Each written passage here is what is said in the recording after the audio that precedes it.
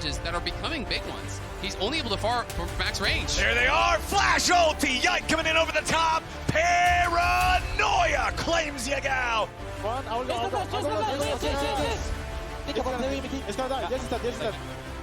looking Zeri with you. Yeah, look at Zeri, guys, Zeri.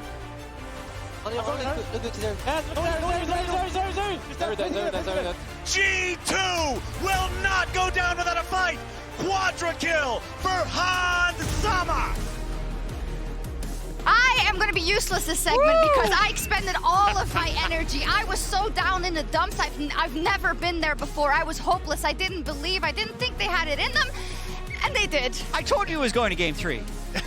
G2 hasn't missed quarterfinals since 2014. 9 consecutive years of making it through. This, I didn't get it. You know, Are you people always possessed, or? no. People always make jokes about G2 and content, and I never understood. And now I get it. That was content. Lose game 1 for content. But how difficult was that? And you need to play another one before. It was very hard. That was very difficult. And also, we got to show the late game team fights because that's. I want to show the Mickey forever flank first if we have it, because we were watching it together and we were like, he has to go back. He actually can't stay. Can he stay? Oh, Caps.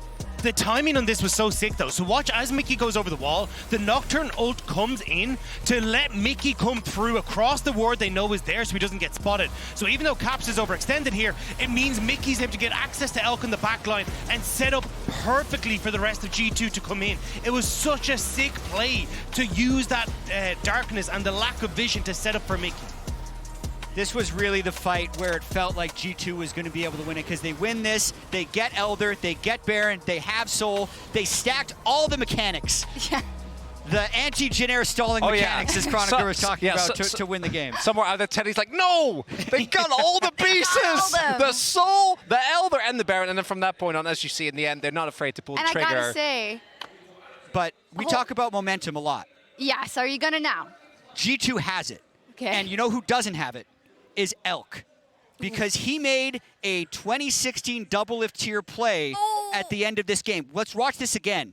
This was a 1 game. This game was actually over for BLG after this fight. Take us through it a bit, Chronicler. And I want to highlight the end of this is Jet going, what happened? And it's like he walks into him. And that's all that ends up happening. Because Elk here, so look he's at this. alive. BLG He's fine. has Baron.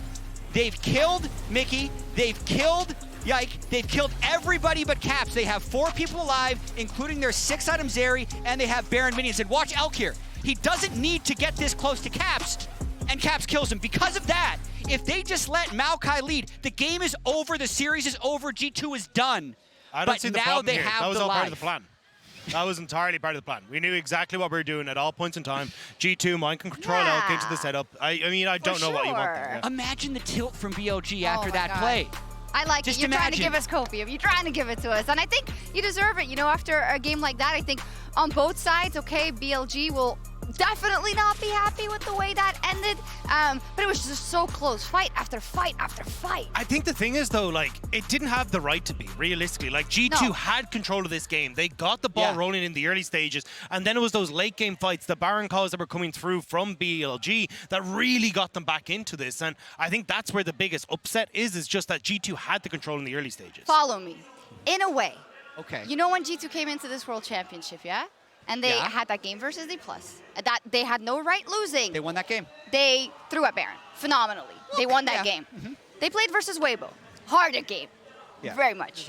Actually, were the advantage at some point. Still had a really hard time. Maybe no business winning it. They win it. They're back to G2 classic ways. Give your fans, not me of course, no hope. Heart attacks and make it happen. But I think that would be kind of discrediting how strong BLG has been, you know, that they came back into this game as well, and how difficult of a series this still is for G2. I believe you in the momentum, but my God. Degda, I know there was a mechanic with the Nico. I want to expand on the draft afterwards, but this is important. Okay, yeah, I really wanted to go into this Nico mechanic that we saw from Caps in the start of the game because it was actually really, really thick, and it was APA who was actually talking about this on Twitter, and Medic was highlighting it for me as well. One of the things with Nico is that when she turns into a minion, she gets all the attributes of a minion. So she doesn't proc second wind, she doesn't get the ramping tower damage, and most importantly, she also gets access to the, hey, you're going to take 14% of your health off these turret shots. So this was sick to see. Caps was able to set it up, and that was the start of that really strong early game, because then you hit the level 6, then you're diving in mid, then you're getting the early ball rolling, and I hope we get to see that again from G2 coming into the next game. Yeah, and it did actually, like we were joking about it, but Yagao had a really rough game. Was targeted very heavily, but the Jace into Nico matchup is one where Jace actually generally is able to hold himself pretty well, but between the Nocturne and the Nico kind of bullying right from the get-go, it was really hard to play out. Yeah, and let's talk a little bit about draft also, keeping in mind that we need another one. Jack, you brought up a point. You said before that you just do it. Go ahead. So listen, Nocturne, Olaf, Lissandra, those are G2 picks. And even having the Nocturne Nico and the confidence to make that dive is because they are really familiar with their picks, even though everyone plays Nico. This is different than the G2 drafts we saw literally yesterday, where it felt like they were trying to fit into the tournament meta. But now, when they're on elimination point, I love these types of things when they are playing the stuff that other people aren't. It'll give them that edge. We know through interviews that G2 has played a lot of this weird stuff in scrims, and they were winning with it. That's why they thought they had the answers to the meta before this tournament started. So I think after this win, we're going to see more similar crazy G2 stuff in the Game 3 draft.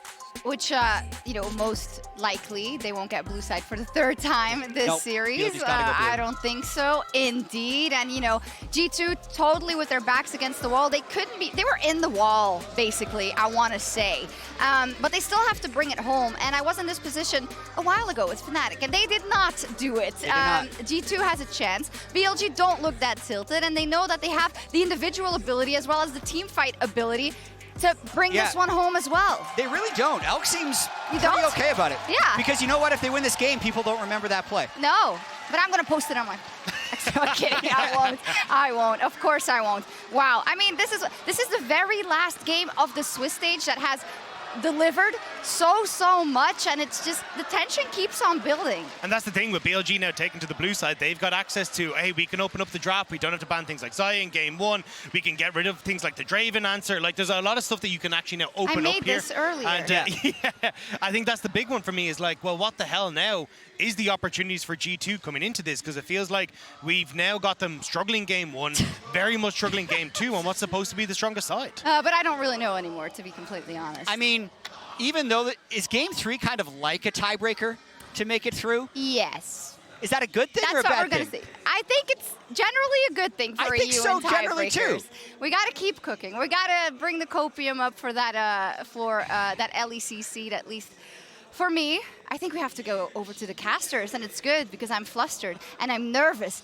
But it gets the blood pumping, and that's what we're here for. Let's go, Captain.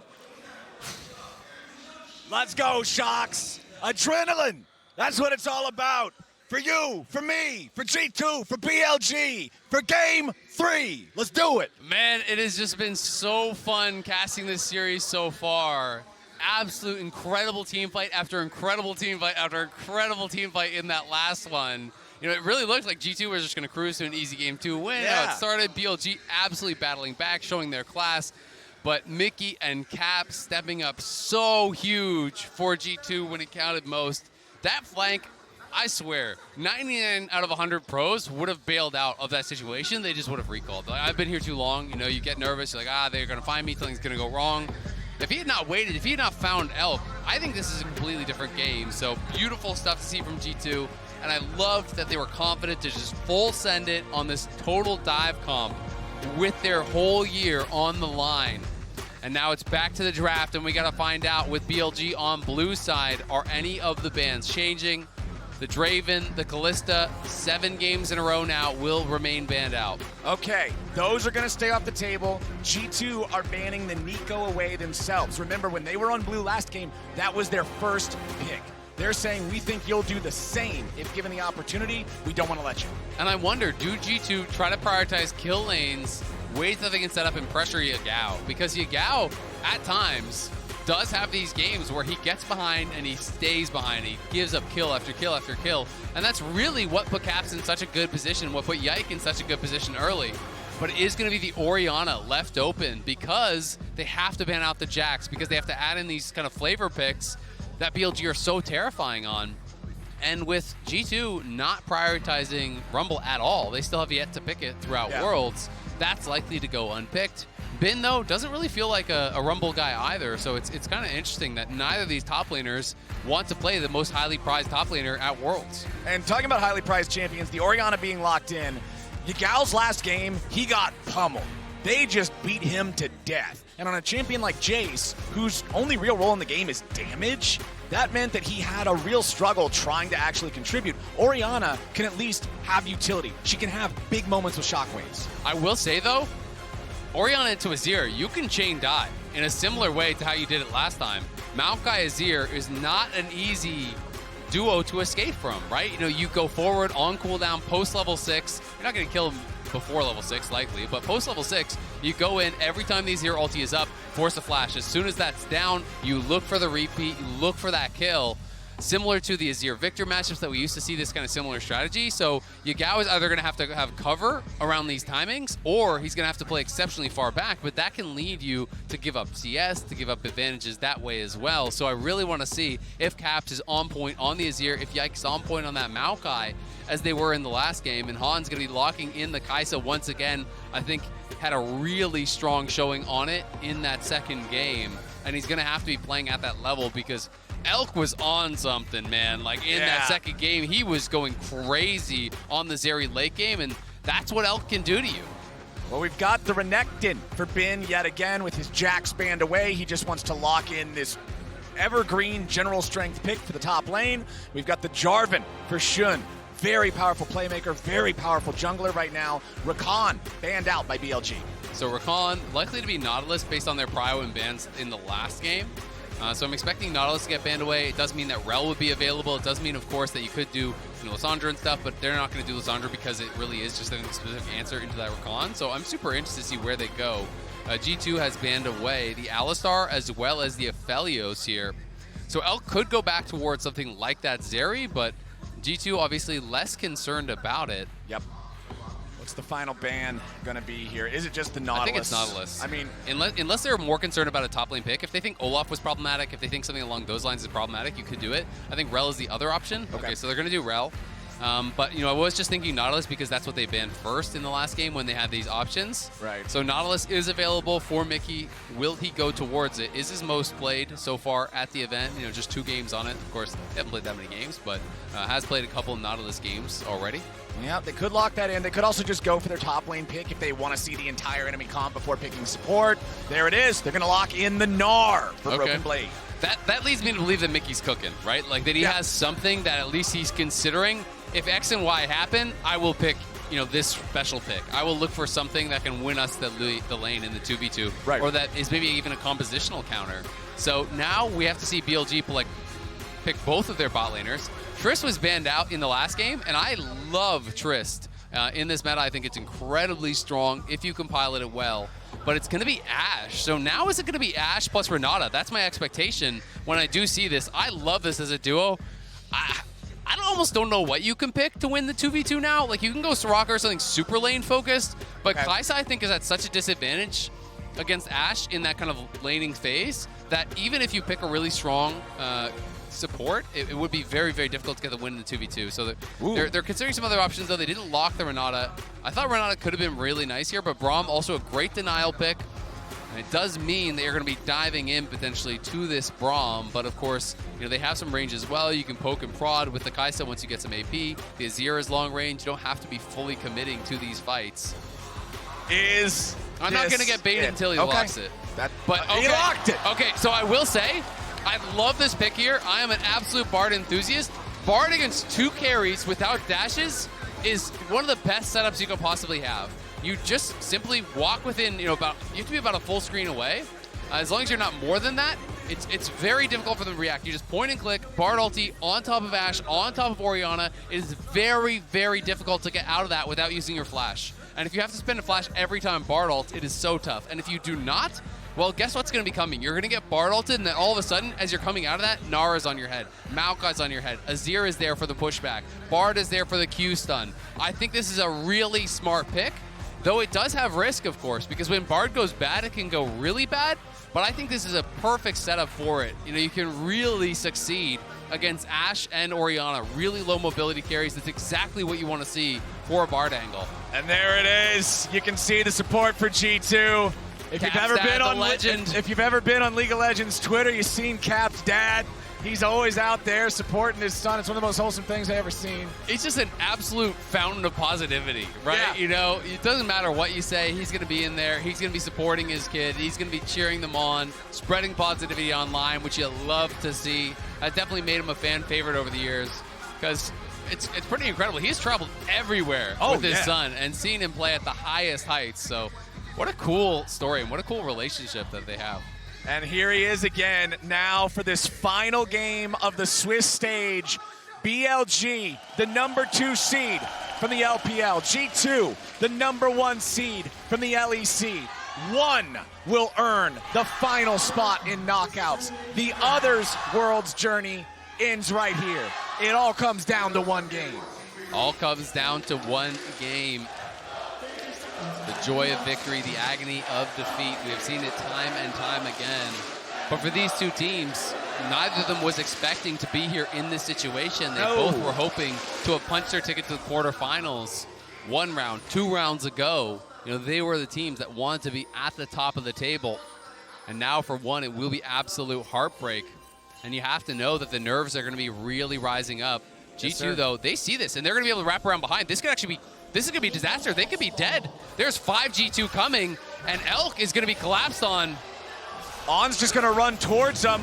Elk flashing immediately, but they turn it back instead. Caps is going to be stunned. He tries to get away. It's first blood over to On. The Braum gets the first one. How many die? He's under pressure. Elk's looking to turn it right back around again, and BLG grabbing a second kill. G2 should at least be able to get Elk. They're going to grab Yagao as well. It's 2 for 2 in 1.5 minutes. That is insanity, 2 for 2, but it was a 3v5 for BLG, so the fact that they got that is incredible, because look at top lane. If we can pan up there, it's actually Bin that pulls the wave, and then it's a TP from Broken Blade, so he's down TP. Both mid laners are down TP. Critically, though, Broken Blade got a kill, so he will have the advantage in that 1v1, and a kill win over to Hans, whereas first blood is on, not where you want it to be.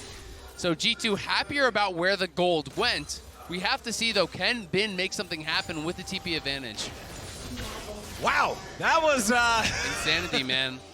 They just laid a trap here really, really well. You know, Hans is waiting in this brush, and as soon as he sees them coming up, they already had the Bard and the Azir were right here. They go for that long wraparound play. Broken Blade was moving, Yike was moving, Yagao, On, and Elk, though. Great target selection here, great target fire to be able to get those 2 kills.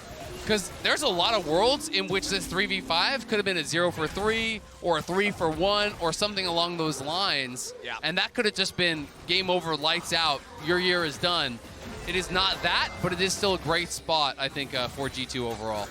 That's the kind of level 1 of 2 teams that are willing to just throw everything into this final game before the knockout stage. Bin versus Broken Blade, that sidestep was huge. He also made him miss the crunch, I believe, as well, so that really was massive. And now, if you can get that EP advantage, this is what I'm talking about, where the TP advantage can come through.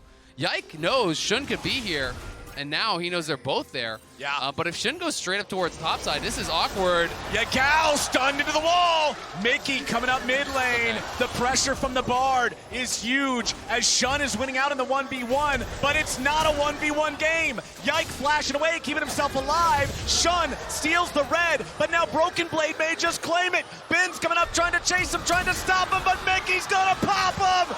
Mikyx, the Bard at level 2 with the roam to get it done as Bin goes in and takes the red right back. This game is is madness. The Croc is waiting on cooldowns. He has to try to get away from this one. 4 seconds on the slice. Broken Blade and Yike will not hunt him down in time. They can't keep chasing. They know the cooldowns will be back up. If they walk in that brush, Bin could kill them off. This game is insanity. Shun just going fully into the enemy jungle there, fighting them off. Even with the roam from Mikyx, it just becomes parity. And now Bin got such a CS advantage because he had the push, the wave bounced. While Broken Blade moved from the tower, he was losing minions, and that is so painful as a top laner. And now he has no TP as well. Great binding there from Mikyx, but Bin in a fantastic spot now on that top side, and we know the magic that he can work when he gets a lead. What an early game from both teams. 6 kills in 4.5 minutes. You don't even often see that in solo queue, man. This is a qualifier match for the knockout stage of Worlds. And what else could you want from it? These two teams evenly matched, going back and forth here. Both supports on their own, both junglers around mid here as well. Mickey's coming. Mikyx trying to answer the roam from On, who just wants to allow Yagao to shove this wave up. Shun is here in top side. If they get the stun from Renekton, the flag combo is guaranteed. Broken Blade doing a good job getting away for now. He uses the hop to try to get out, but they've still got the dive. Yike wanted to try to come up and cover, but BLG get the job done in time. And now it's disaster. This is what I was talking about. If you can punish the missing TP, you lose so much more as Broken Blade than what you gain from that kill on the bottom side. Because he has no TP. Look at the CS disadvantage. He's going to walk back. The entire wave will be dead and pushing to his opponent.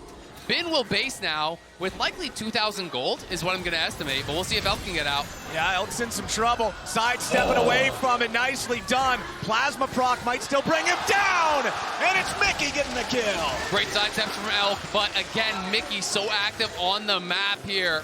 He's been everywhere, and they're able to get that kill. It's huge, because yes, Bin is ahead, but Elk got no kill in that skirmish in that level 1. Now is going to lose so much as well. And if you'd rather have someone be behind, you'd way rather have, I think, your Gnar be behind than your Ashe. So Han's going to be in a position to really have some work to do in this game. We'll see if he can get it done. As Yike just scrapping here, push back in, maybe a little bit early. Broken Blade was on the roam, so he wanted to go for it. And there's the flash forward, as well as the flash out. And Shun able to get the heal with that smite. If he doesn't get the smite, he's already dead, and this fight is just a complete disaster. Instead, it's the forced flash from Mikyx, but Bin goes in. There's no flash on Mikyx, and he has W. He has no E, so he can't get out. He can't E over the wall. There's no magical journey to take. And then the dive here, the follow-up onto Broken Blade was so big. Broken Blade knew he had to jump early because if you allow Bin to get in range and stun you, you're just dead. So instead, they walk up. They use the W to slow on the Jarvan. They follow up with the flag and drag. They get the easy kill, but Mickey's right back to bot side. And even with the cleanse and the great moves here from Elk, sidestep on both the binding and the W, it at least gets the flash off of Hans, but it's another really good move here from Mikyx and from G2. What a close game. BLG up a couple of 100 gold, but that could just be the difference between a wave having not bounced yet. As Hans Sama's forced back away underneath this turret. Close farm in every lane, not called top. I mean, that's just the Bin diff. He has been incredible throughout this series. Game 1 on the Jax, monster performance. They're going for Elk again, though. Elk gets slowed by the binding, flashes away so the Void Seeker can't hit him, fires the volleys back. It's Shun and On nearby at the Drake, looking to take that one. But now, Mikyx and Yike and even Caps are all looking at this. The Drake's gonna reset. BLG are getting a little hypey for this one. Yagao's level 6 in the Orianna. Bin making a rotation down here with Renekton as well. Broken Blade has a TP as the Gnar to be able to join if he needs to. BLG still going after the Drake. G2 not willing to challenge. You can see Yike channeling the recall. They're not gonna go in for this one. BLG will take the objective. But again, look at the wave bot, right? There's no minions that are going to be collected down here. They're going to try to send Elk to mid because they know our Ashe is getting no farm. We need to get this guy some gold or Elk is going to be out of the game. You can see his buys are really, really rough. Bin is going to go back up towards topside to try to collect this wave. He's been very active on the map early, which has kind of afforded Broken Blade, both in Game 2 and Game 3, some time to catch back up and try, to really collect that gold back. But this has been the tough spot, right? Because Yagao has to go bot to cover the wave because Elk couldn't get there. So Elk bases, he's going to go out mid, and they're going to change up the lane assignments. But Hans is 2 levels up now on your Ashe and has a very significant gold lead here. It is already 700 gold lead to Hans in this bot lane matchup. And Ashe is one of those lower damage ADs. You know, if you don't have really good itemization, you're not doing much besides volley and ult. So yeah, it's going to be tough, but they have to also still respect that, because if he can find a good arrow here on Caps, he could get 100 0'd.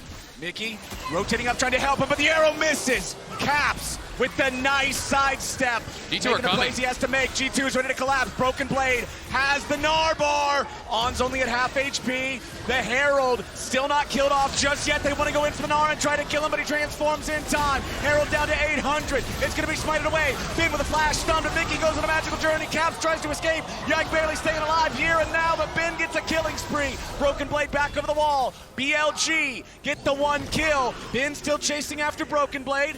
Not quite gonna find him. The Herald picked up by On's Braum. Yep, they're gonna be able to get the Herald and the kill there. Really surprised they were able to make that happen. After the Ashe ult missed, I thought the BLG were gonna have to back it up, but instead they're able to make it happen, and they're gonna drop the Herald immediately for Elk. Again, they realize the situation is somewhat dire for Elk. We need to get gold into our Ashe's pocket. They're only able to crack that one plate because there was no chip damage on the turret whatsoever. This is slightly after the Ashe had used the ulti here. I like that BLG immediately pounced on a Broken Blade, because what happens is it forces him to use the ulti as a disengage. He can't actually use that as the big team fight tool that you would want it to be. And with that missing, Bin finds the angle straight in to the back line. The magical journey does get Mikyx out, but Yike falls down. And it is the Herald going the way of BLG. Again, just pushing and prodding, forcing cooldowns, forcing opportunities that are really opening the door for them to make something happen. And you can see in that total gold, it's Hans and it's Bin up at the top there. Stridebreaker already completed for Bin, so it's not a Gore Drinker game. He knows that he wants to play heavily towards the side lane, and that's about the chase down on this ranged champion, the Gnar. And we've been talking about how the Gnar has been having a tough time. He's getting out farmed to the Bin diff. He still has more gold than Elk. So both of these players are the ones suffering the most right now. Caps gonna be knocked up into the air. Shockwave on top of the Jarvan means Yagao gets paid. It's another good move there from BLG.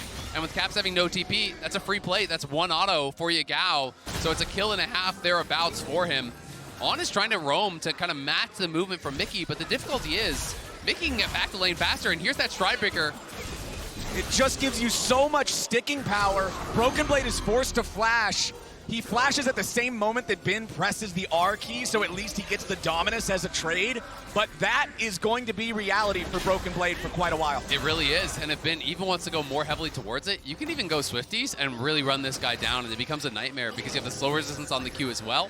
Maybe he's going to feel that's building too much towards that 1v1, but Bin in a great spot. The TP comes back in, and they could be looking at dive. I'm looking at Jarvan. They're going to go for this dive potentially here. There's no flash on Broken Blade, but he is getting close to Mega. This would be risky. It could be another punish. Shun is going to take the turret aggro for now. Drops the flag on top of him. They don't want to overcommit for it. Meanwhile, Twisted advance here in the bottom lane. They want to bring in the Braum to try to save the Ashe. Mikyx going to take the damage here at the start. The Braum dropping the ulti here on the turret, but a TP is coming in to reinforce for BLG. Hans, Yike, Mikyx, all going on a magical journey straight to Blast Cone City. Get the hell out of town, boys. It's not looking good. Yeah, good job on the disengage there. They're able to get out. They get the TP again off Bin, who's just been so active on the map. So again, it buys time for Broken Blade to push that out. And critically, Caps moved down and cut off Yagao, who was trying to make the roam down, because when G2 retreat up into the jungle, if Yagao collapses, it could be a disaster for G2. But Caps making a good move, pulls down, keeps Yagao away from that bot side.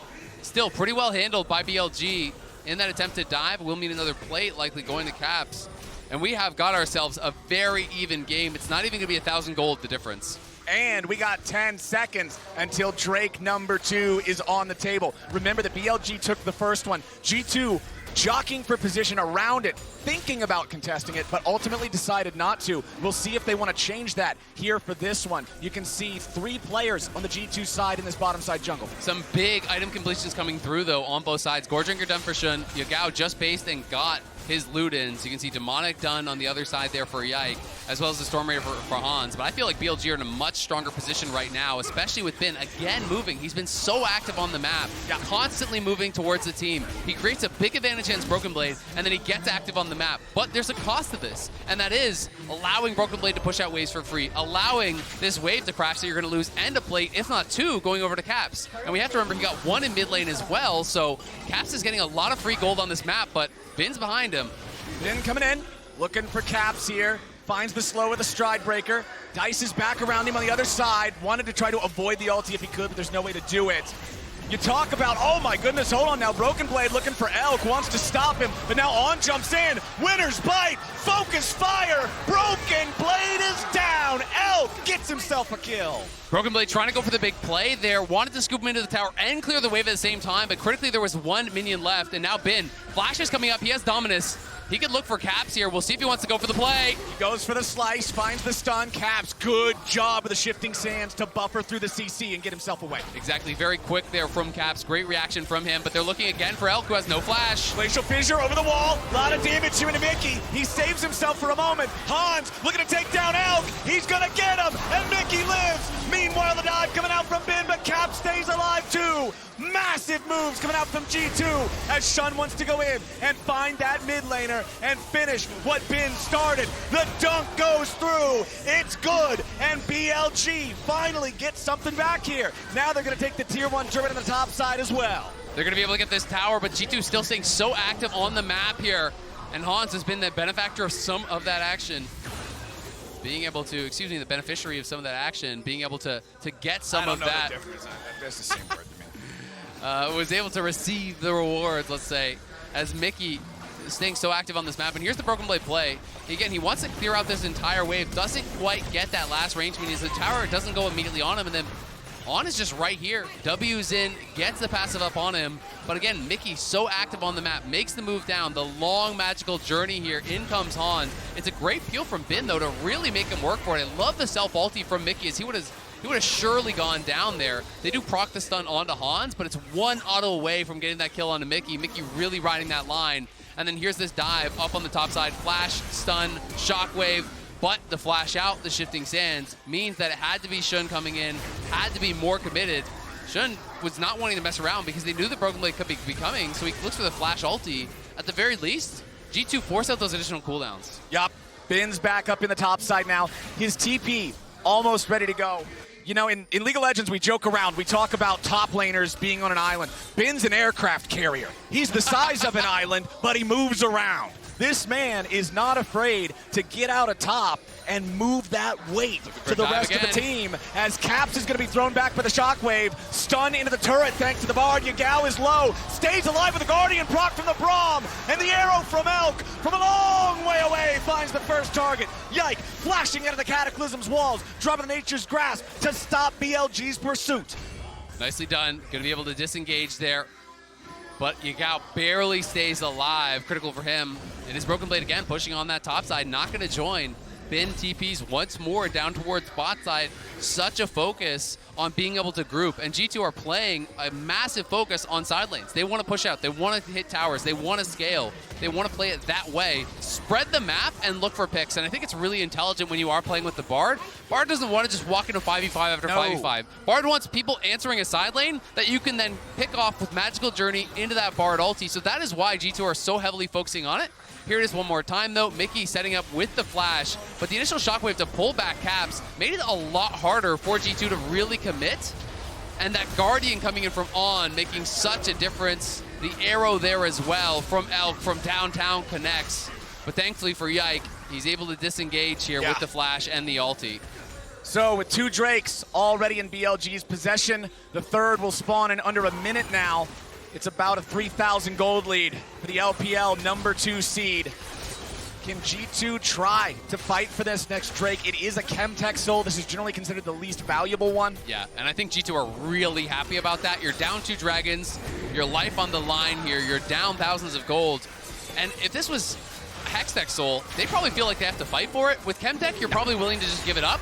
Nice Nicely ulti done. there. Unfortunately, it just buys time, and Mikyx may just die for it. Yeah, Mikyx going on the magical journey, though, gets away. Initially, they were worried about chasing him, but I think now they realize, let's get this dude. BLG! Shun is on a killing spree, and now they're going to continue pushing. They may have stopped the charge on the Tier 1 turret, but the Tier 2 falls. The Tier 3 may be next. G2, where are you?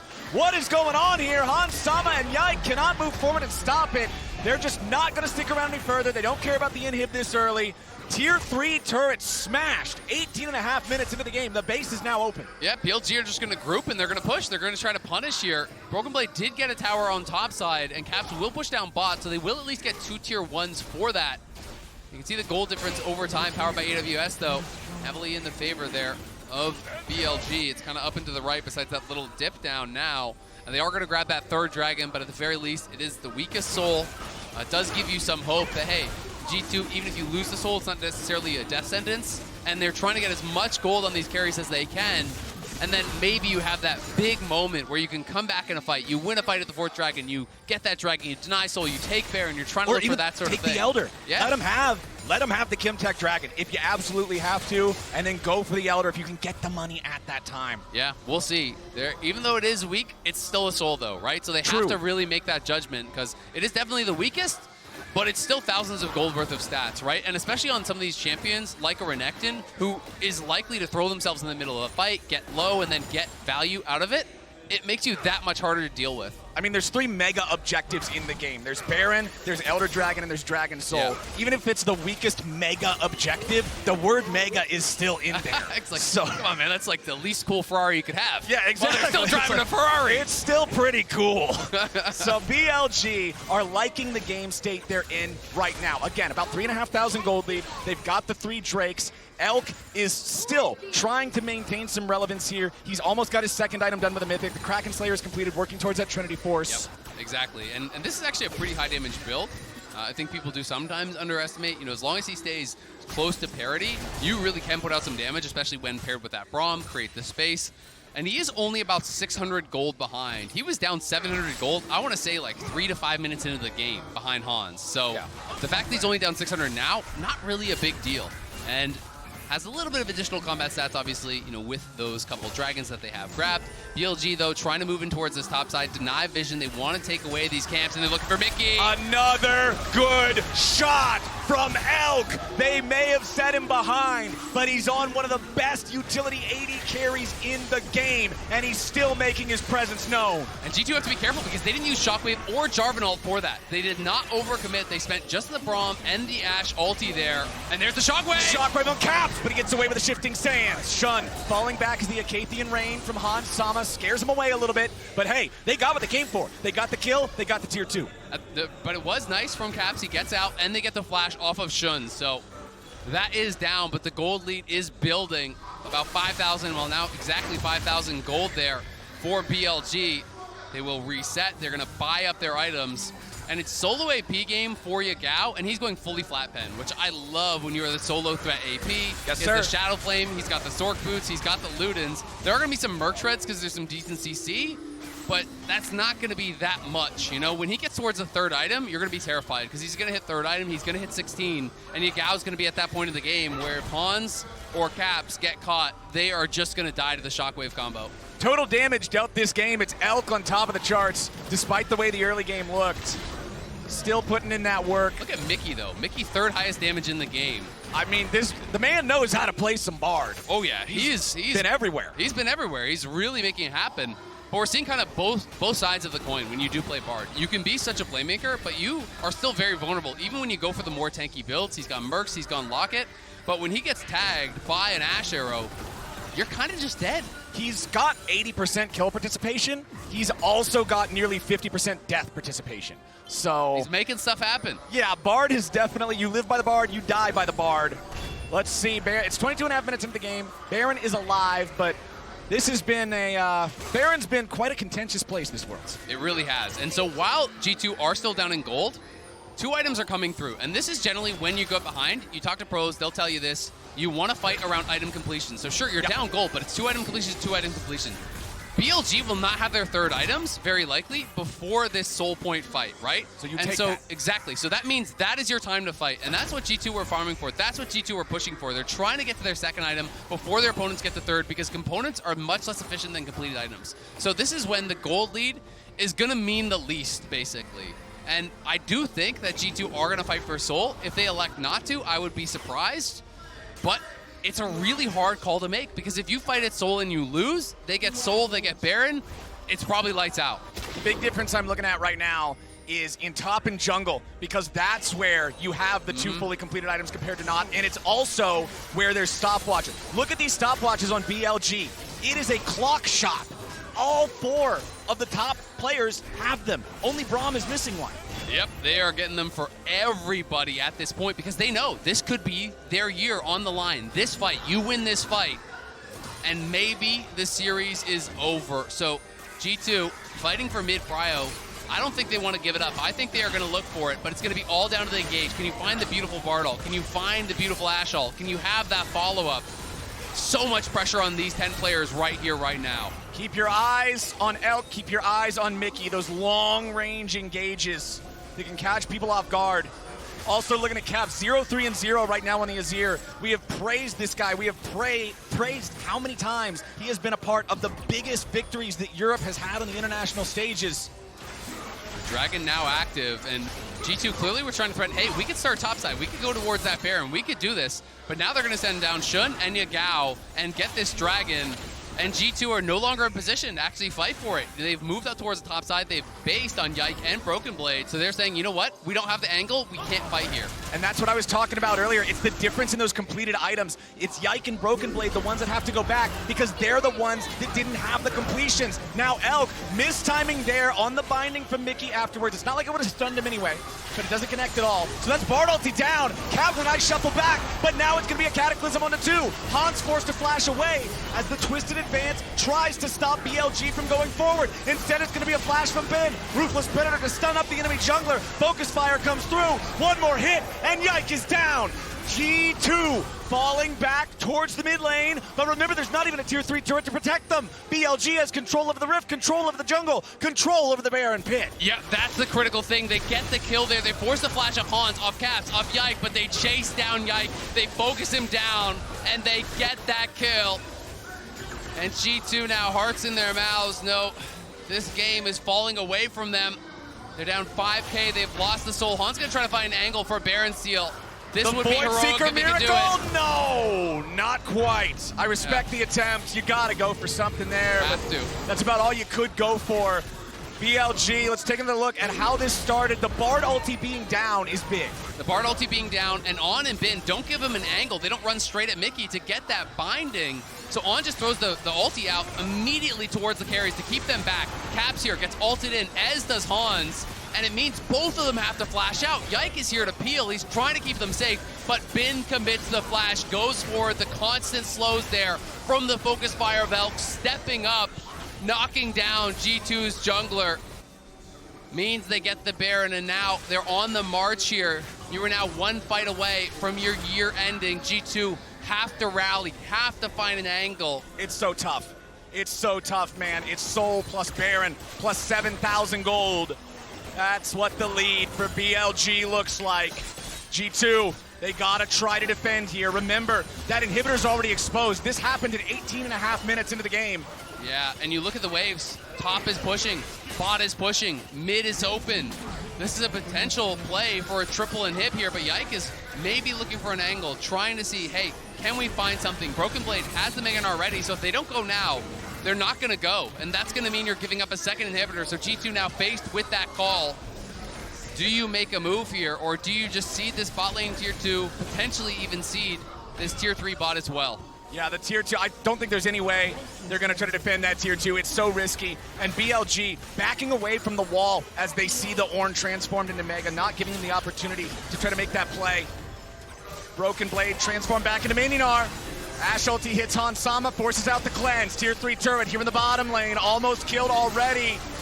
Elk and the cannon minions putting in the work. Inhibitor under fire. And that's the thing, Broken Blade had his Gnar on cooldown, so if you weren't going to fight there, you couldn't fight for the bot lane inhibitor. He's trying to charge it up now, but look at the top wave as well. This has just been beautifully set up. they have that wave already ready. So now you can just go around the horn, straight up to top side. G2 haven't been able to clear that up, and now it's Baron buff by BLG. They're TPing in here with a third item completed for Yagao. BLG going for the throats, and G2, if you don't go now, you're giving up triple inhib because Broken Blade's gonna not have Mega again. On's at about half HP, but the rest of BLG are standing tall right now. Caps trying to clear out these waves. Shockwave whiffs. That's big. Not going to be able to catch Caps there. He's been so good on these shifts back to dodge out on some of these skill shots, but this is the problem. They're not finding the angle to fight, and it means you're giving up everything. That's triple inhib. Now the Bard ulti comes. They gotta go. They gotta go now. Nature's Grasp coming out, seeing if they might be able to lock him down, but no! Hansama is already dead. Caps hit by the arrow. Shun's ready to jump in and try to take this guy down. He goes golden. Caps should die here. Yagao is on a killing spree. BLG are gonna win it right now. Mikyx goes on a magical journey back to his own Nexus, back to his own fountain, and that will do it! The last vestige of the LEC is wiped from Worlds 2023, and BLG earn their spot in the quarterfinals. BLG march forward towards the knockouts, towards the quarterfinals, and you can count them 1, 2, 3, 4 LPL teams still alive in this tournament. G2 really made them work for it, battled back admirably in game number 2. But the team fighting from BLG was so on point throughout this entire series, really showcasing their emphasis on grouping, on 5v5, on how they set up the fights, on how they orchestrate those. Even ignoring side lanes at a lot of times. You saw it even from Bin. Getting the individual advantage, always taking it to the team, not spending it to try to extend his own advantage. It was all about the team play. How they got Elk back into this game as well when he was put down was really impressive. How they play around him, how they put that emphasis on making him succeed. It's a 5-man game, and they really exemplified that in this one. But G2 gonna take a deserved bow, not the finish of the tournament that they wanted. But they did take down DK. They did take down Weibo. They took a game off of BLG as well, and that's something that they can be proud of. G2, we're talking about the coordination of BLG and how it won them this series. G2 had a lot of really well-coordinated plays too. They were trying to roam around the map. They were trying to make the same plays. BLG did it better, but G2 went down swinging. The level won this game. We had 6 kills at 4.5 minutes. It was even 3-3. They came out fighting. I love the fact that they started playing those picks that are unique to them, those LEC unique flavors. Things like the Lissandra support, things like the Olaf top, just trying to use those special powers they have to fight back against these guys. But it was BLG who were built different today. And to talk more about it, we're going to toss things over to the World's Cooldown. BLG built different, built like gods. Maybe you could ask some people if you're playing versus them in some of those key moments and try their hardest. G2, I think maybe, you know, in some of the games we saw the best G2 that we have all worlds. But the key is that it wasn't enough in their whole run. And when you run into someone like BLG because you came from a 2-0 position and dropped all the way down to 2-2, unfortunately, it's going to be a hard road. Commiserations to G2, and we can talk about it in a second, but first though, BLG, we talked about Elk, we talked about kind of how after that game too, we should be tilted to all heavens, but they weren't at all. And I think they did an incredible job in this one of like realizing what G2's next move was. Every single time we saw G2 trying to go for a dive on bot lane, it was like Shun, we got the TP in from Bin. Everyone on BLG was ready and in action to curb everything G2 wanted to do. And then as, I mean, FLICKR said before he tossed, like set up then BLG's bot lane to get back into the game and actually be in a position where they could carry. They also tricked G2 into thinking they were tilted with the level 1. And then after that, they looked, it's so funny because that play, that was a 3 versus 5 that they updated. And then after that, I think they were played a super composed game, and as you point out, particularly in the way that they were able to start up team fights and be very aware of what G2 was trying to do, how they were trying to start the fights. They looked as composed as I think they have in maybe the entirety. Like, I'm looking back, like the KT game wasn't that clean. Obviously, the T1 Since yesterday. Well, I mean that wasn't a high barrier. I mean, BLG eliminated G2 at MSI. They eliminated G2 here at Worlds. Regionally, the big story is that LPL has gotten all 4 teams through.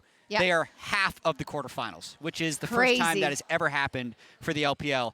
And for G2, it's a massive disappointment, not only for them with their lofty expectations and goals, but for the whole of the LEC. For the first time since 2014, the LEC will not have a team in the quarterfinals. A little less under a decade since the last time that EU did not get, okay, then groups before, but a team into the quarterfinal. I can only hope there will be a reckoning, like whenever LCK had that reality check years ago, when we come back and we hope even higher. Right now, though, I want to take a minute. I'm sad. I'm destroyed. I'm really sad. Like, this is, especially for the team, I think, that has made it so clear that they didn't want to make these mistakes internationally, that they wanted to go higher.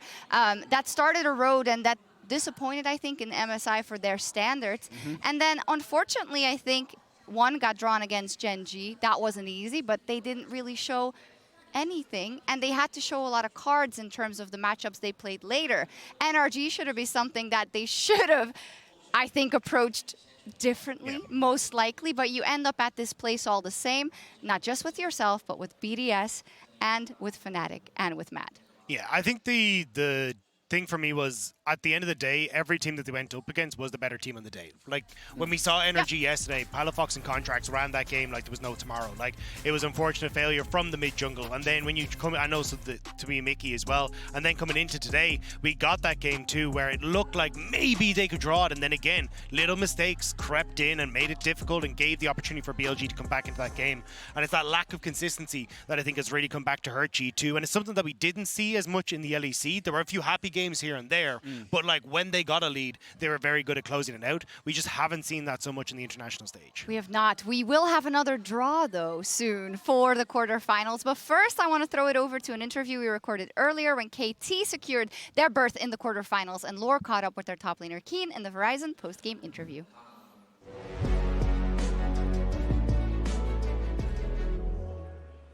And welcome back to this side of the KBS Arena as KT Rolster will advance to quarterfinal after a 2-0 against T+Kia and have top laner Keen with me to talk about this one in qualification. 축하드립니다. Thank you so much for joining me for this interview.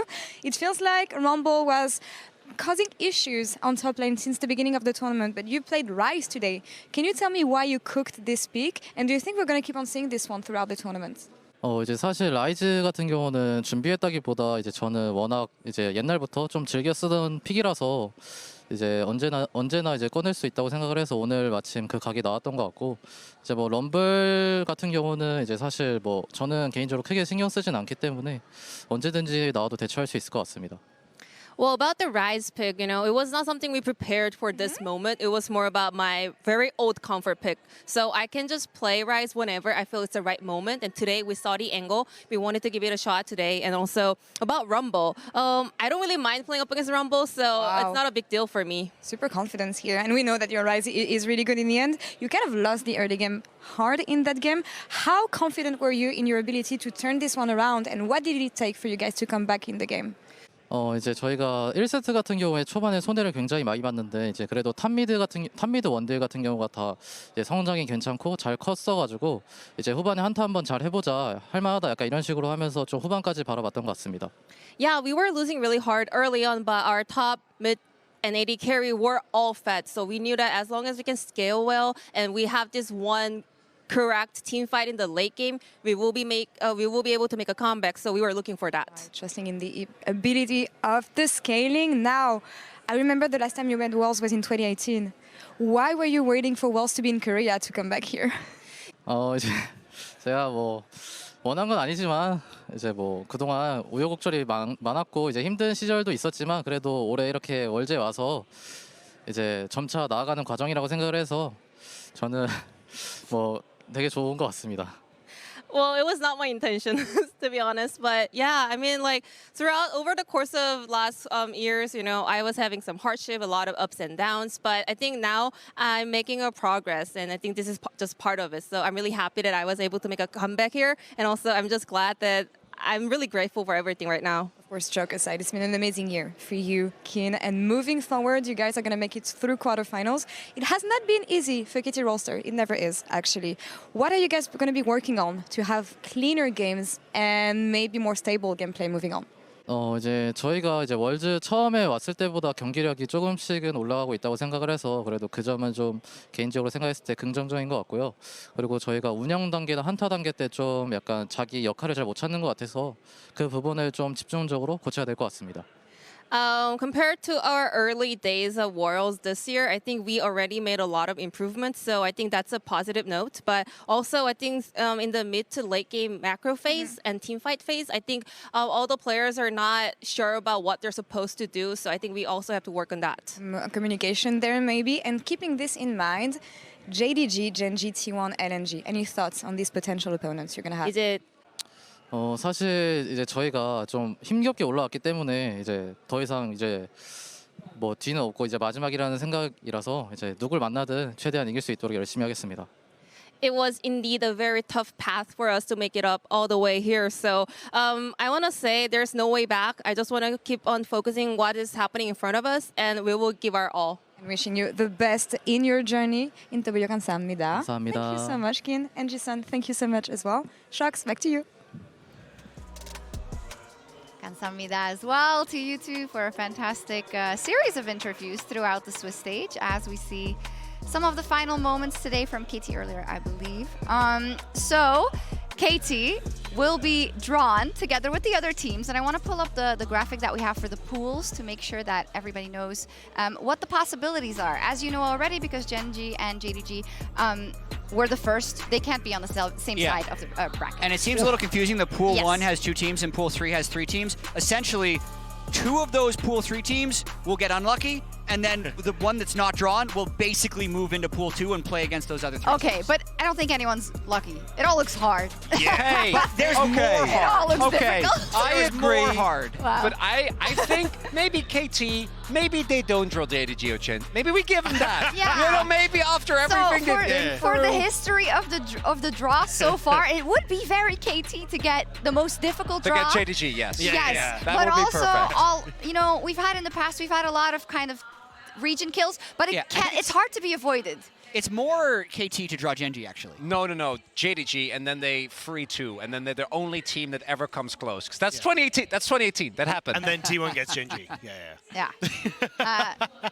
So the 3 and 0 teams will play the 3-2 teams. The remaining 3-2 team will be drawn against the 3-1 team. That's how it works. Exactly. That's how it's going to work. Are we nervous? I'm not nervous for the You're draw less at nervous all. now. This is fun. This is amazing. I've never felt better. Are you nervous for NRG? A little bit, but it's not like there's an easy draw. Oh? And it's not like I have to worry about Energy getting drawn and slaughtered by an EU team. That's true. That's not possible anymore. That isn't possible, but you would want that actually with current results. That's a funny thing to say, but I'm honestly not sure. You can see here the 2 teams in 3-0, the 3 teams in 3-1, and then they're going to be laying out the 3-2 teams as well. Oh, it's beginning. Yeah. It's happening. Yeah. Yeah. Oh, well, that's betting on a lot of T1 versus. Oh, okay, I see. Yeah. It's wanting T1 for certain opponents, which I guess they think are easier. Is that how I'm it was, reading that? It was Weibo, BLG, NRG, and then BLG, who they already yeah, did. walk in the park. That's way easier than JDG and Gen.G are head and shoulders the favorites in this tournament. They're undefeated, basically, in match score in the Swiss stage. Both going 3-0. Luckily, they didn't have to play against each other. Number 1 seed of LCK, number 1 seed of LPL. The only possible disadvantage is that they've had so much time off because they qualified so early. True, but it is okay. It's like in 4 days, actually, if you play on Thursday. It's not that long. We have Subin Yoon, who will be presenting for us. And yeah, we need our head ref in position, as always, to see if he spells doom once again. I wonder if we're going to get the slow pan. I hope so. What do they have in store for us, the cameraman? So what is your dream matchup then, now? Because I can see you're saying JDG KT. You give them sacrifice. And then... I don't know if that's true. Oh, hold up. Oh! Barrel? What? What is Barrel? How does he miss? What do we do with Barrel? I mean, he is the defending world champion after all. I mean, fair. Let's go! Piosik and Deft couldn't do it, so they bring in Barrel. Oh my god, this is in reference to, I think, a meme in the Korean community. Yeah, the League of Legends guru. After Barrel somehow managed to get 3 Worlds Finals in a row, 2 of which he obviously was able to win, one of which he was 1 game off of. Yeah, I'm just surprised he's not playing gacha games. And That's the only thing that's missing. Like whilst this is happening, yes, that would be very. Actually, he should have the Riot mobile app loaded up. Yes. That's a missed go. opportunity. Oh, let's go. The crowd. How does this work? How does it? This is a traditional Korean hat. To be given out Just to feel the like guru. you're passing along the crowd. Yeah. Oh my gosh. Let me tell you, if these two, if Beryl manages to draw the LPL into 2 team kills, LPL is going to be furious. Exactly. I mean, there's a lot of pressure on Beryl. The ref has been smurfing it on these draws. Look at this man's face. You think he feels pressure? I mean, yeah, you're kind of. This is so funny. We were talking so much about like, oh yeah, you know, we won't interview the ref or anything like that because we gotta like protect the sacredness of the draw, and then Beryl just rolls Yeah. it. Yeah, this guy does not feel pressure. He locks Bard in Game 5 of the finals against T1, misses every Q, and walks away with the World Championship. This guy. And does not explain. He walks in, he draws all the LPL team kills, he walks out, doesn't explain. Okay, so he's going to draw the 3 and 0 teams first, and he's going to put them on different sides of the bracket. Yeah. Then drawing the 3 and 2 teams as their opponents. Then shuffling remaining 3-2 team into the 3-1 pool, and then the matchups will be drawn in order, so A versus B, C versus D, etc. Let's see it pan out. So you were asking me earlier what my ideal draw is. I would love for T1 and Gen.G to not be on the same side of the bracket. Yeah, because I was gonna say, if you That's get T1 and fair. Gen.G semifinals, it's just Yeah, I've done that enough. I mean, I would like that to not be a I don't know. thing. I'm willing to sacrifice a lot for an LPL LCK final. Yes. I would sacrifice a lot for an LCS finals. No, we're not gonna LCS finals. No, we're not gonna just sacrifice Dream everything big, for chat. the energy final. But No? T1 could beat JDG, and then you have a T1 Gen.G final, which I'd actually not like as much as a T1 JDG final. But in Korea? I still want the passion. Okay. I mean, I'm not gonna lie. Obviously, I would love it. You need the tension. We've all immediately given up on tension. NRG. No, we haven't.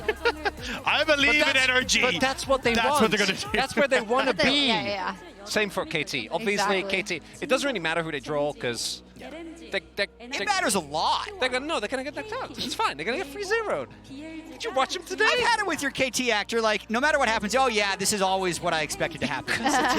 Anything. You can't just say anything can happen and be like, yeah, just like I predicted. All right, enough talk. Start drawing, man. I need to see those reactions.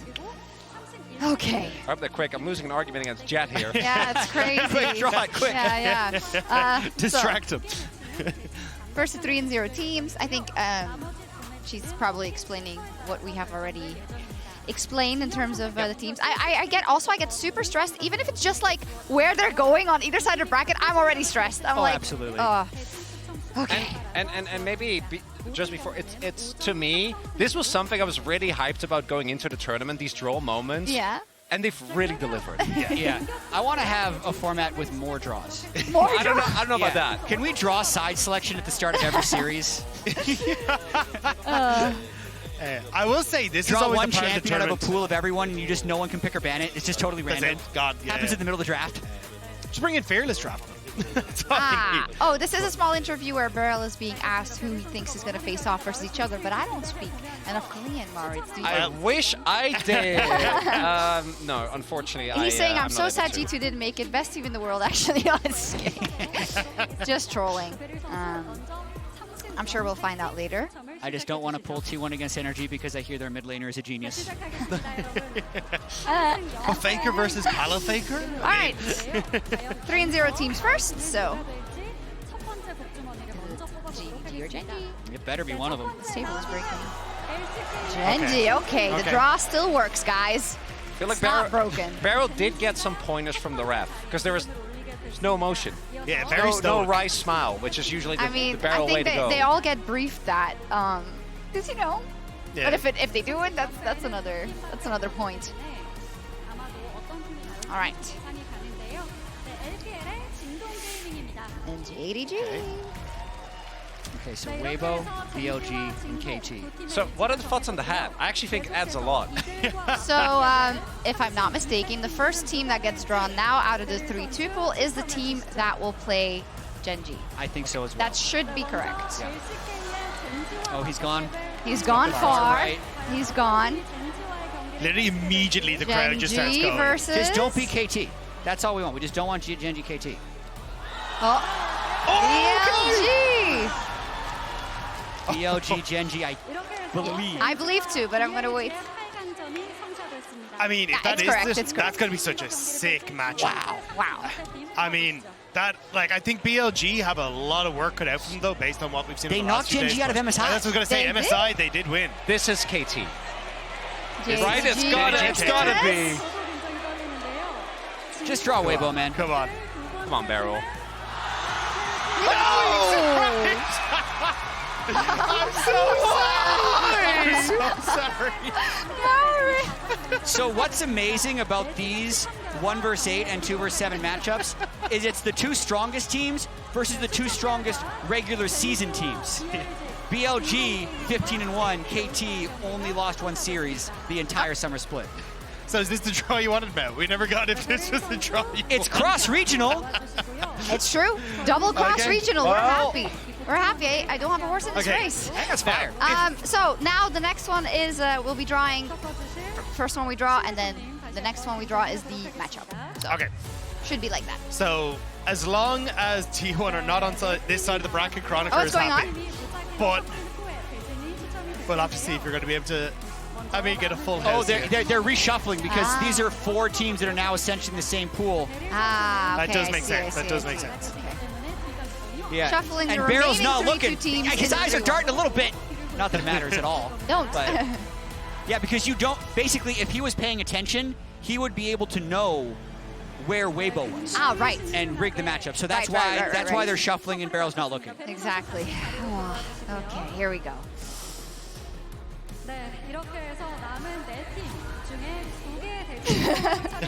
So the first draw doesn't matter, No. really, unless you think that, like, Well, I don't want this to be 2-1. do you think the Genji side or the JDG side is stronger right now? Yeah, because the first one drawn is the Genji. I think right? they're very even. The thing they're is, very even. we could end up with T1 on this side, and then we end up with LNG on the opposite, and it's just you take each other out until it's top dog for each region. Yeah, so it's going to be the Which could also be the case. Gen G side of the bracket. Yes. Yeah. Hate to say it, whichever side gets energy on it. It kind of looks like a Super Saiyan. with that. Which side do you think Energy is a better time on? Ooh, that's a great question. I'm hoping Energy versus T1 is the matchup. Okay, so we put them on top side then with Gen G, and then perfect. Yeah. There's a Or lot do you of want bottom teams. side with JDG? I No mean, good choices here. Behind the left door, crocodile. Right door, alligator. Is this because They're it's both the- bad. Is it because it's the last draw that they're literally drawing it out? No pun Maybe, yeah. intended. It is the best part of Worlds. And we're not going to have it again. Sag. Come on, Barrel. Okay. Okay. Oh, okay. Okay. Okay.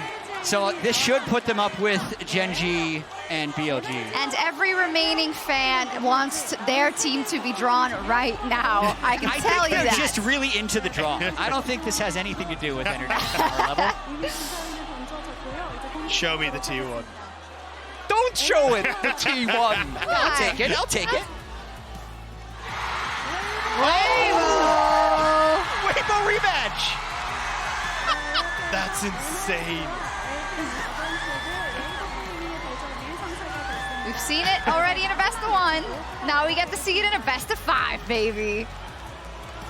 Oh my god, that final matchup. Yeah. That's T1 LNG. Yeah. That is going to be such an That's insane fire. series. Scout versus FLICKR. Yeah. That's a quarterfinal. Wow. There it is. Oh. Everyone's like, yeah, you know, 2 months coming. This also means if Fnatic would have clutched that 3rd game, we'd have Fnatic energy. Wow. Wow, yeah. Does it? Yeah, because they lost to Weibo. I guess, but So I don't we're know in a that if different that's how it universe. works. Yeah. T1 versus LNG on the side of JDG, right? Yeah. And I think that's going to be an insane series to watch. It definitely feels like for Gen G, I think Boom. they're going to be pretty happy with how their one turned Hey, out I'm so by happy we getting get so much LPL cross-regional 4. play. Yeah, definitely. Gen G versus BLG Energy versus Weibo, JDG KT, and LNG T1. I like the look of this bracket. I actually think this bracket is pretty well balanced. Yeah. Well, it is. Energy Weibo, I think, are the two teams that are the happiest. Like, even though Energy might have a mental block against Weibo, I think objectively from the 9 days of Swiss we've seen, of the teams you're going to play against, that's kind of the one you might be targeting. Yeah, I think Weibo and Energy are probably from all intents and purposes, the two quote-unquote like easiest teams to take. I mean, you're LPL seed 4, and then, I mean, Energy did look absolutely fantastic, but as you say, I think over the course of this year, of the Swiss round, they haven't looked as strong. So if you're Gen G and KT, it's kind of a case of, right, can we deal with our opposition and then maybe have the easier one? I have a treat because we have been standing by with Lore for a reaction to the draw and, of course, making it into the quarterfinals.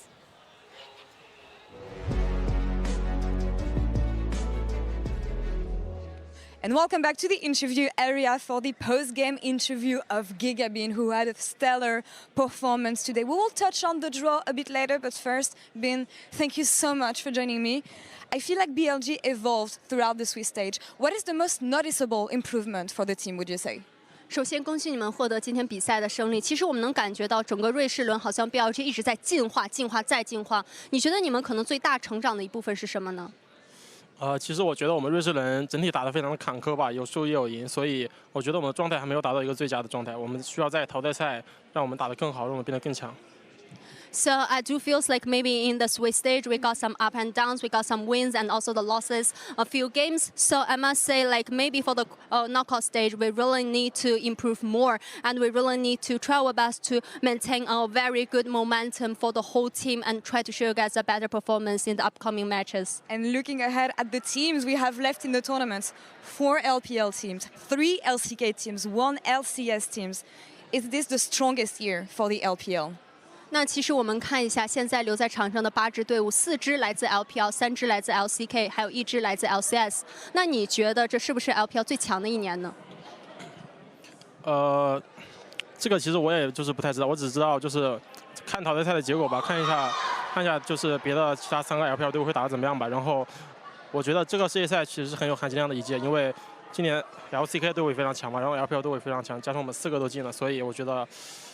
不管怎么样，我会打我们自己的比赛，然后我们看到底谁是最强的。 To be honest, it's not that easy for me to say now because I must say maybe at this stage, like all the teams are super strong, and I believe for this year's Worlds, I believe it's one of the most competitive matches tournaments because like we have 4 LPL teams and 3 LCK teams. Definitely all the teams are super strong, and I must say maybe we'll just look at the performance of all the other teams performed in the knockout stage, and then after that we'll see like who will just do better in the future. And we know that a lot of things can change throughout a week and best of 5 as well. But thinking more about your next opponent, Gen G is going to be your first best of 5 here at Worlds. What can we expect from this one? 那么接下来在淘汰赛第1场 BO5 当中，也将面对到 GNG 这支队伍。所以说，在下一场的比赛，我们能从你们身上期待到些什么呢？就是 MSI 其实我们也是赢完了 G2， 然后去打根基，我们3比0了他们，所以这次我们还是会一样的赢完 G2 打根基3比0。 So back in MSI, we win against G2, and then we face against GNG, and we have the 3-0 scoreline. So I think maybe the history will happen again. So face against GNG now, and now we'll try our best to get the victory with the 3-0 again. For sure, an exciting matchup ahead. But now, last question for you, Ben. You've been amazing throughout the entire Swiss stage. You've been one of the best, if not the best top liner we have at Worlds so far. Last time we talked, you told me you want to be the champion. You want to be the best. Is this your final form yet? I think I'm the best top in the world, and I will be the champion. I promise. 谢谢. Thank you so much for the interview. Congrats again on taking down G2 today. And Wendy, thank you so much for the help. Shox, back to you. Thank you so much. I was a fan. At MSI, I think a lot of people became Bin and BLG fans, and I'm not going to change it now. Besides, Maurits was like supporting the LCS the whole time and the LCK, everything against EU. So just I'm going to support the LPL. Why'd you do that, man? Yeah. So this goes back to 2013 when I got You don't need to listen to it. I got into StarCraft specifically. I was a really big fan because you could watch the matches on TV. Sorry, there's something really interesting over there, actually. No, I'm kidding. Come on. We're just jousting. That's okay. We're just jousting. But it's awesome to hear from Bin. I'm following his road. You know, is he going to be the best? Maybe we'll say it after the day of the World Finals that Bin is the best top in the world. Who knows? Yeah. I mean, I think he's definitely up for discussion at the moment. He's looked absolutely fantastic. In lane, it doesn't feel like he has a lot of equals. It's just a case of, can he still have that big impact when it comes to the rest of the map as well? Let's pull up the bracket once again. He did say, in all seriousness now, he was like, well, at MSI we beat G2 and then we beat Gen G. So he I will say, it might not be up to Bin. I think it might be up to Yagao versus Chovy. That's a good point. Because that's where that series might turn. What happened at MSI? Well, I think Chovy choked a little bit, but he's in Korea. Hey, don't forget Peanut. Yagao is playing better. The meta was different. If we see the Gen G that we've seen for the last 2 months, I think they're going to be the favorite. But if it's MSI all over again, Bin would have a point. All I'm saying is every single time I've seen Yagao needing to be the person that steps up when a team's back against the wall, he's answered almost every single time. So I don't think we should be counting Yagao out at the moment, especially as we say MSI, he was able to get the better of him, and I'll have to see if they can do it again. Yeah, I just wanted to look at this one more time as now officially the last hope of the West, as the happy guys that did it through positivity and damn good League of Legends so far. Jet, come on, give us a rallying cry going into that bracket stage. The West. No, literally, it is a team that has been counted out the entire year. They started the summer split 3-7. They were underdogs in almost all of their playoff series, including the final against C9 when they 3-1 them. They were massive underdogs in the G2 series. Even Team Liquid, when they drew them, despite having lost them in 2 best-of-5 series, were like, yay, we get to play Energy. Energy has silenced every team that thought it would be easy, and they are a vibes team through and through. About a 10% win rate in scrims, but currently, let's bring that down. They are 4-1 on stage, so keep it up. Let's bring that scrim rate down and the on-stage win rate up. That's well, now the scrim opponents keep getting harder, so that 10% could get a little lower. You might just get no scrims. We'll see. They'll be getting some scrims. 8's an even number, so they've got to play someone. For sure. This was it for our very first Swiss stage at Worlds ever. It was a roller coaster. I had a great time. Do I miss groups because you got out? Yes. Did I enjoy the Swiss system nonetheless? I very, very, very much did. And we'll have a couple of days break. But Worlds 2023 will be back in a few days on Thursday, November the 2nd, 9 a.m. CET, 1 a.m. PDT, live from the Sajik Indoor, is that how you say it? Sajik? Yeah. Sajik Indoor Gymnasium in Busan. Get some rest, everyone, and we'll see you then.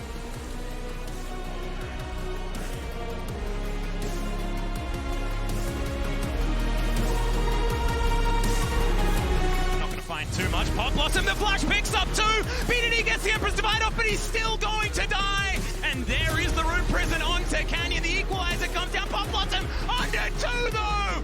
Immediately they dive in, though. Cuz is already going to go down. That is a 3-man ulti for BDD. Oh, that goes down. It's an ace in trade for just Cuz. First one to be zapped down. And there is the skater. He gets over the wall, but Amy's just going to get punished. I don't know about that one. Ace, and what happened here, Baron? Now KT. Destin's looking for it, and he almost gets the quadra. Okay, we fight. Go Renata. Renata no flash. Renata no flash. Go Renata. Yeah. I'm coming first. Renata is dead. I think. Yeah, it's away, but the Permafrost, the shockwave brings him back, even through the flash. Look at Seri, guys. No flash. Yeah, nice.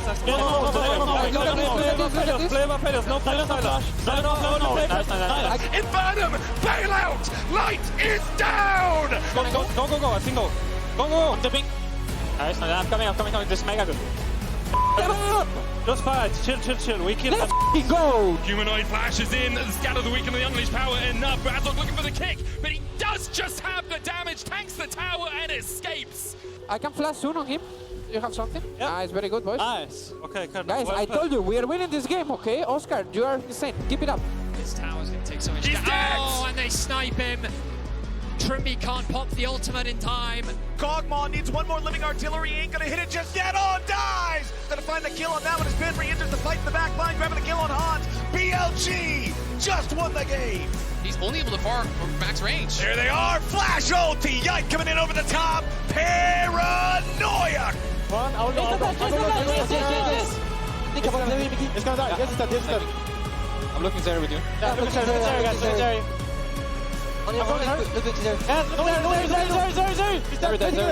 Oh my goodness, hold on now. Broken Blade looking for Elk, wants to stop him, but now On jumps in. Winner's bite, focus fire. Broken Blade is down.